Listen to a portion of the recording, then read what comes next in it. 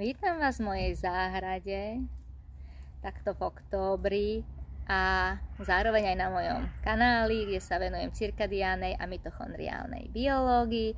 A dnešné video je o strave, o tom jej prepojení s našim cirkadiánnym rytmom, tak aby sme neotvorili na úrovni mitochondrií zdravie a nie chaos.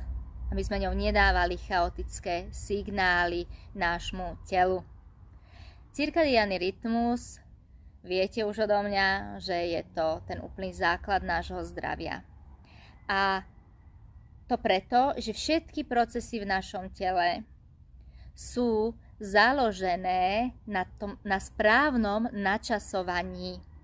A toto načasovanie sa deje práve cez oko, pretože oko, ale aj pokožka, ale hlavne oko, dáva signály z prostredia nášmu mozgu, nášmu suprachiasmatickému jadru, ktoré funguje ako hlavné cirkadiánne hodiny nášho tela a tie potom nastavujú všetky periferálne hodiny vo všetkých našich bunkách, orgánoch, pretože každá jedna bunka má vlastné cirkadiánne hodiny.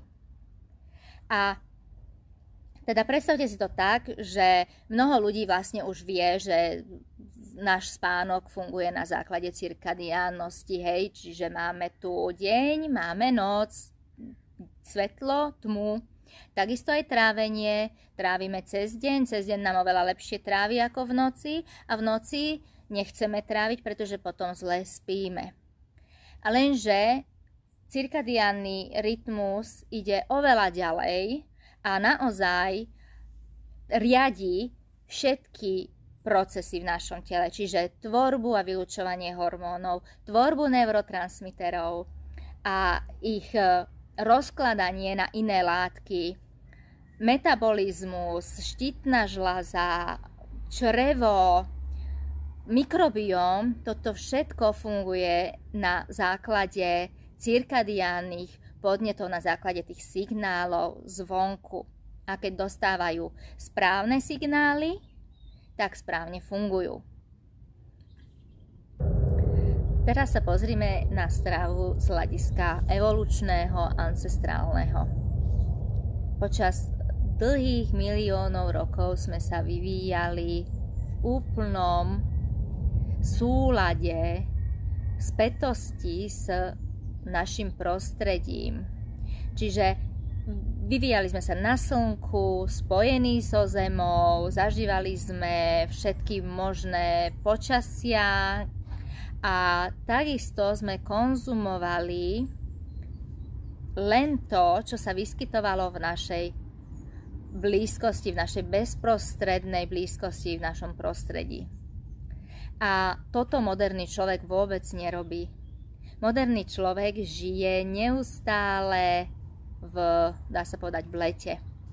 Nezažíva zimu ani čo sa týka prostredia a chladu, pretože vieme, že žijeme v prekúrených domoch, naobliekávame sa, ale zároveň aj konzumujeme letné potraviny celoročne, bez prestávky a neberieme do úvahy to, že v zime to nemáme v našom prostredí. V zime, keď si zoberiete, čo sa vám urodí na záhrade z ovocia, zo zeleniny. Urodí sa vám tam možno nejaký keľ, pórik. Ja keď som bola raw vegan, tak som pestovala tony keľu, rôznych tých listnatých keľov, ktoré som potom nahádzala do smoothie a v zime som si robila banánové smoothie, banánové zmrzliny. Čiže celoročne konzumujeme tie isté potraviny a dávame telu zmiešané signály, pretože máme zimu, nemáme silné UV svetlo, väčšina týchto rastlinných potravín vyrástla na silnom UV slnku, UVB lúčoch a jeme to, ako keby bolo leto, ale leto vôbec nezažívame. Odkedy máme supermarkety, si môžeme kúpiť naozaj úplne všetko celoročne a zažívame vlastne celoročne, žijeme hojnosť a nepoznáme žiadne obmedzovanie sa v tej strave, striedmosť, kedy sme hladovali, keď sme nemali toľko potravy. A keď si to zoberiete logicky, akú potravu máme prirodzene v zime v našom prostredí, je to živočíšna potrava, živočíšne tuky. Na jeseň sa náš mikrobióm v ideálnom prípade by mal zmeniť. Takisto by sa mal zmeniť náš metabolizmus, prenastaviť takisto práca štítnej žľaze a iných hormónov. Pre naše telo, aby správne fungovalo, je veľmi dôležité, aby dostávalo správne signály, aby sa tieto zmeny mohli udiať. A napríklad naše črevo je krásnym príkladom cirkadiánneho fungovania, pretože bunky vo výstielke nášho čreva by sa mali v zdravom čreve obnovovať každých 2 až 5 dní. Keď sa obnovujú príliš rýchlo, je zle. Keď sa obnovujú príliš pomaly, je zle. A toto správne obnovovanie sa v tomto období 2 až 5 dní je to, čo funguje na základe signálov z nášho prostredia. Iba keď vám správne funguje cirkadiánny rytmus, vtedy sa budú tieto bunky obnovovať v správnych časových intervaloch. A teraz sa pozrime na stravu z hľadiska mitochondrií. Mitochondrie sú v kvantovej biológii považované za antény, za senzory. Oni vnímajú a snímajú naše prostredie a na základe týchto vkladov z nášho prostredia, na základe týchto signálov, potom fungujú. A naša potrava sa tiež, naša potrava prináša do mitochondrií tiež signály zo svetla, zo slnka, pretože naša potrava vyrástla vďaka fotosyntéze na svetle a na slnku. A naša potrava prináša do mitochondrie elektróny a protóny. Naši mitochondrie nenarábajú s kalóriami, nenarábajú s makronutrientami, ale s elektrónmi a protónmi. A sacharid privedie úplne iné elektróny do mitochondrie ako živočíšny tuk.